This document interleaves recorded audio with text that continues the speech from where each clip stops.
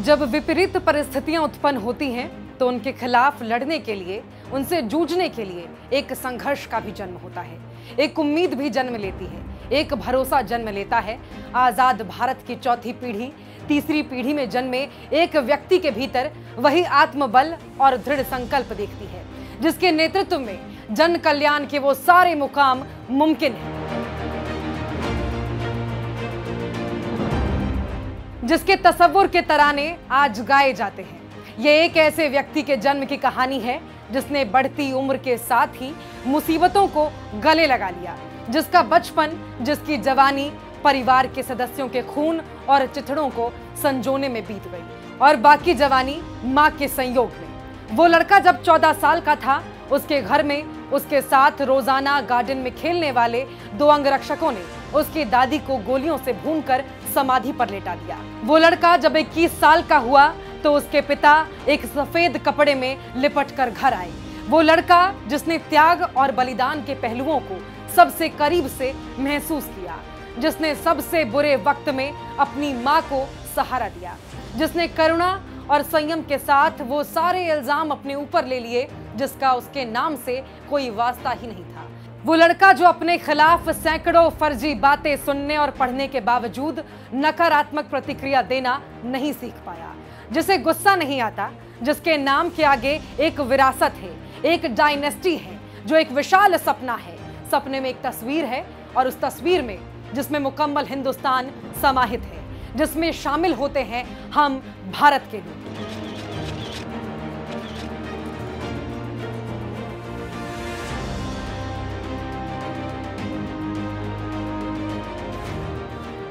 यह देश की संसद में डिस्क्वालिफाइड घोषित हो चुके नेता की कहानी है। देश की जनता से कदम ताल मिलाकर, हाथ थामकर, गले लगाकर 3500 किलोमीटर पदयात्रा करने वाले जन नेता की कहानी है। यह कहानी राहुल गांधी की है। जब उनकी संसद की सदस्यता छीन ली गई, 12 तुगलक लेन खाली करवा लिया गया, तो पूरे देश ने उनके लिए अपने घर के दरवाजे खोल दिए। लाखों लोगों ने अपने घर के आगे राहुल के नाम का तख्ता लगा दिया।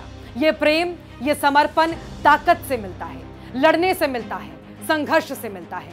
विरासत में मिली जिम्मेदारियां अक्सर बोझ बन जाती हैं। हमारे नेता ने उसे चुनौती के रूप में स्वीकार किया।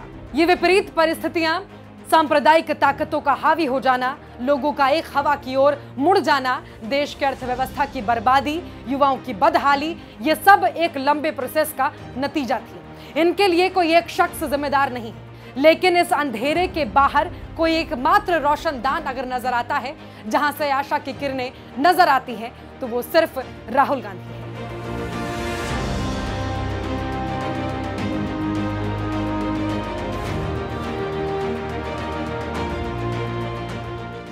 जब कभी दुनिया के किसी हिस्से में सियासतदानों के हिटलर शाही को बढ़ावा दिया है, लोकतंत्र की खूबसूरती को मिटाने की कोशिशें की हैं, एक आदमी मजबूती से उनके खिलाफ खड़ा मिला है। आज भारत भी उसी दौर से गुजर रहा है, वही लड़ाई लड़ रहा है, हमारे मूल स्वरूप को बचाने की लड़ाई। और राहुल गांधी इस लड़ाई के ध्वजवाहक हैं। इस देश की पारंपरिक राजनीति के समावेशी सिद्धांत अगर कहीं जिंदा है तो राहुल उसके उत्तरदायी हैं।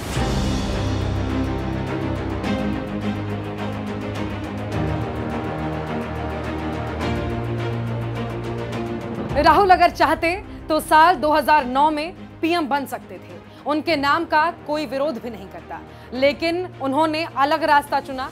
वो राहुल जिनके मन में किसी के लिए ईर्ष्या नहीं है, नफरत नहीं है, जिन्होंने सबको गले लगाया, आंसू पोंछे, सहारा दिया, साथ चले। वो राहुल जिनकी सादगी, साफ गोई और सौम्यता भारत भाग्य विधाता बनाती है। राहुल में वो सब कुछ है जो एक महान प्रशासक में होना चाहिए। इंदिरा जैसा तेज, राजीव की मासूमियत, नेहरू की नफासत, सोनिया जैसी सहनशीलता। राहुल के भीतर आइडिया ऑफ इंडिया है, नए भारत का विजन है, देश का उज्जवल भविष्य है। आज राहुल का जन्मदिन है। आज के दिन ही इंदिरा के घर में किलकारी गूंजी थी, 19 जून 1970, जिस दिन सोनिया ने एक स्वस्थ पुत्र को जन्म दिया। सोनिया गांधी और राजीव गांधी जब अस्पताल से घर आए तो मानो जैसे पूरा भारत घर के बाहर स्वागत के लिए तैयार खड़ा था। इसके अलावा घर में एक साधु महाराज भी आए हुए थे जो उनके पुत्र की जन्म कुंडली बनाने वाले थे। इंदिरा ने बच्चे के लिए राहुल नाम सुझाया। सोनिया ने बच्चे के नाम के लिए हामी भर दी। गौतम बुद्ध के पुत्र का नाम भी राहुल था और संस्कृत में इसका अर्थ होता है जो योग्य हो। समय और परिस्थितियों की विडंबना देखिए, जनमत से चुनकर आए राहुल को इस देश की संसद में अयोग्य घोषित कर दिया गया है। बहरहाल एक बेहद खास आम नागरिक को 140 करोड़ आम नागरिकों की ओर से जन्मदिन की आकाश भर की शुभकामनाएं।